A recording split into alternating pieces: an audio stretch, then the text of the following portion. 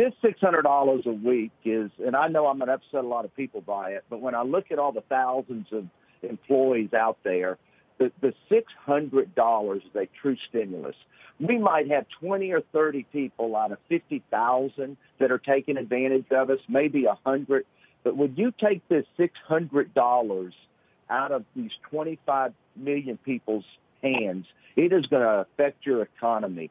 There was even an economist last week that said that extra $600 in spending is created 1 million jobs. Now, people are saying, well, how does that work together? Well, think about if all that money isn't being spent, then all these retail stores, all these restaurants, any business out there, even automotive and home repair and Home Depot and all the people that are buying goods. Well, you don't need as many employees to run this business if you're not getting that $600 a week because they're not out there spending it. So I think you're going to see the economy, and I've always been telling y'all this is not a V recovery, and I think people are starting to realize that. You're going to see this economy go backwards when we cut out this $600 a week. Tilman, let's talk about the recovery, what you're seeing across different parts of the country. I thought it was interesting in Kentucky, for example, you've had to go from 50 to 25% occupancy. So I know before we get into the rules, which are driving you crazy, what are you just seeing in general? Where is it a V? Where is it, an L? Where is it worse? Well, I think what's happened, even though we've lost, full service in California, we've lost, Kentucky, Pennsylvania, every other day another city changes the rules on us, or another state. It's mainly cities, though, that these mayors think they're governors and presidents now, and kings and queens. But what's happening is it looks like it's just leveled off. But you've got to remember, these are some of the busiest weeks of the year for the leisure business and people going out, trying to always get vacations in. And so it looks, people are spending X amount of dollars right now for entertainment, eating out, whatever they're going to do, retail. And it's going to be interesting to see what happens as the summer comes to a close.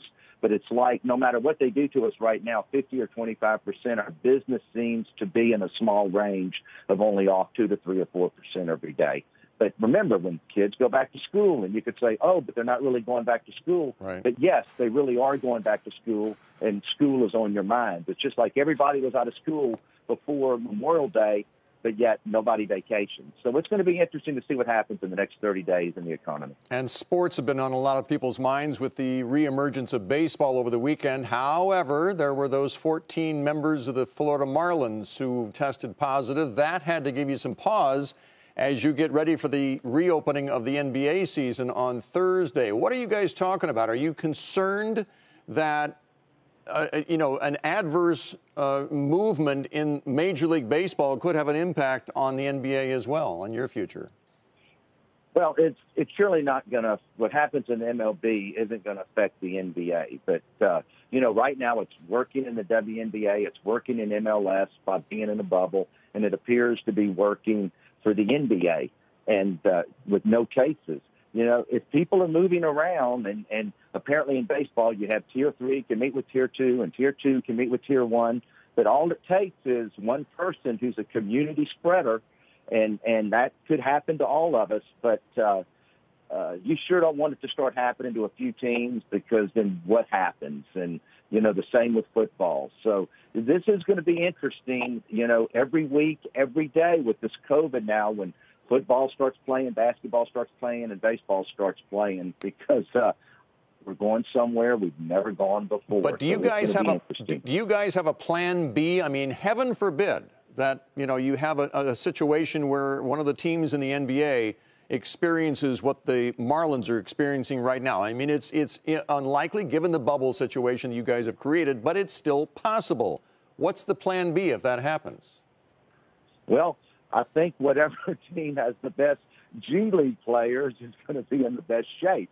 So it's definitely an issue. And if you get 3 or 4 or 5 of your starters or key players, the other team's going to have a drastic advantage. Just like the Marlins are going to start playing in a few days, and the teams playing them are going to have a drastic advantage. But that's all you can do. Okay, there's no magic wand here.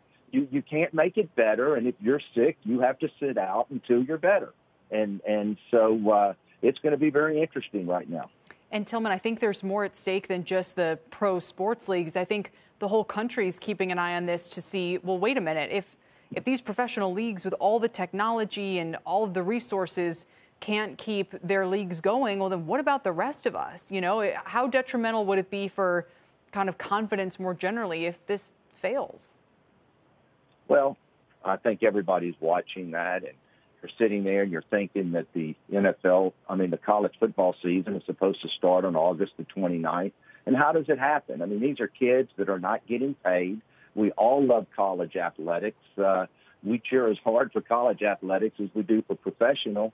And I think we're going to see a lot happen now in the next 4 weeks with all these sports. We're in a changing time. We've all been talking about it, but D-Day is here.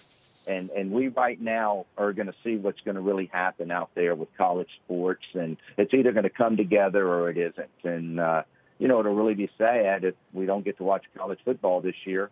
But if it's not a safe environment and too many players who are not getting paid go out, it's going to be a tough situation.